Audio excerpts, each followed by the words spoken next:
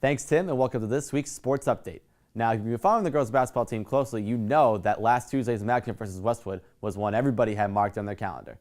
Let's throw it down to the gym and catch you up on all the action.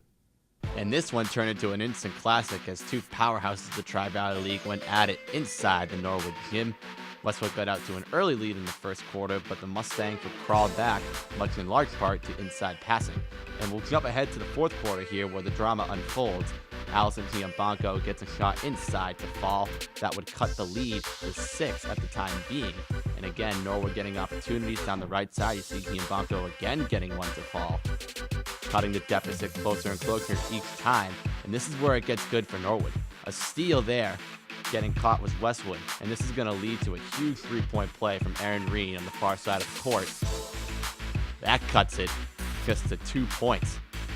41.7 seconds left to go in the fourth quarter. Mustangs down by 2. Westwood with a slip up there, a chance to capitalize and put away the game. Great defense there by Erin Reen.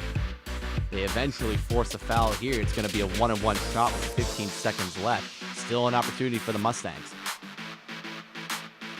Misses the free throw, and watch Erin Reen here scratching and clawing. Gets the rebound and the foul. So she's going to have 2 shots to tie the game with 14 seconds left to go in the first quarter. Clutch free throw. She nails the first one. Now listen to this crowd erupt.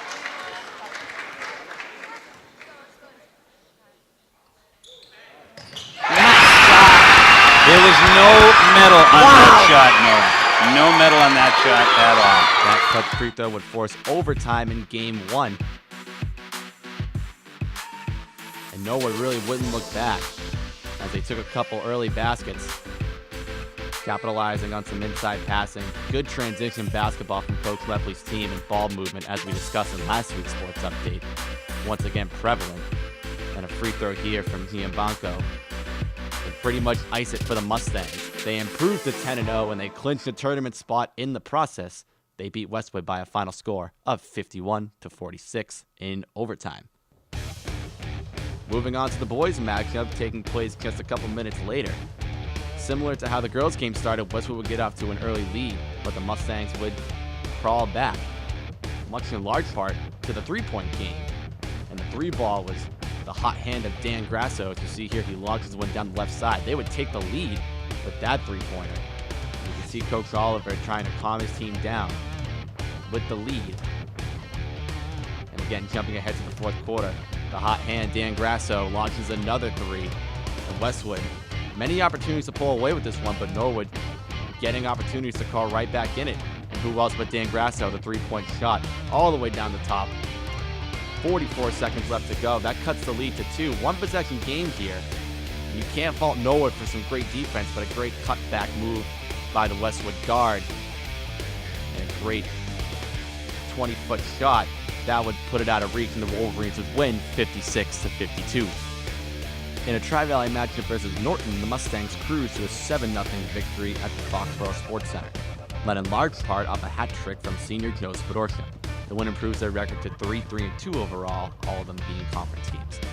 The girls' team has been on a roll in recent weeks as a victory over St. Peter Marion was complemented with a 4-2 win over Mansfield this past Wednesday, improving them to a 5-2-3 overall record. Gymnastics squared off in a home meet versus MADS. Tight matchup resulted in a slight edge in favor of the Mustangs, as Norwood comes away with the win 136.1 to 135.8. The wrestling squad put forth a good effort against the Barnstable Red Raiders in non-conference play, but ultimately fell by a score of 52-36. After a quick road stint, they returned home for a meet against Dedham on January 23rd. In co-ed swim and dive action, the Mustangs took on Ashland, and in a tightly contested affair, the Clockers took home the W 94-84. Continuing the action versus Ashland, the girls track team put forth a convincing win over the Clockers 55-31.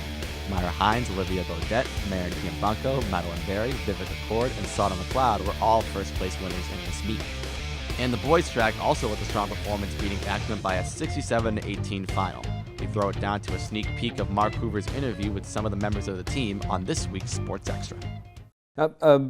Sullivan, to you, I know that you guys had a big win this past Friday against Ashland. Take us through a little bit of that. You're talking about improving. What do you see, like, personally improving in terms of the team, to go from the beginning of the season to where you guys are now, just really taken it to Ashland recently?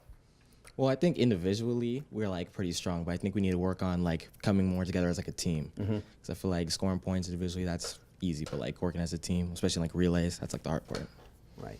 Is for those of you guys that have done Bay State and now Tri-Valley, is if you had to choose, I know it's still kind of early, Tim, to you as a senior, if you had to choose between the two leagues, do you like the Tri-Valley and the change that's been made?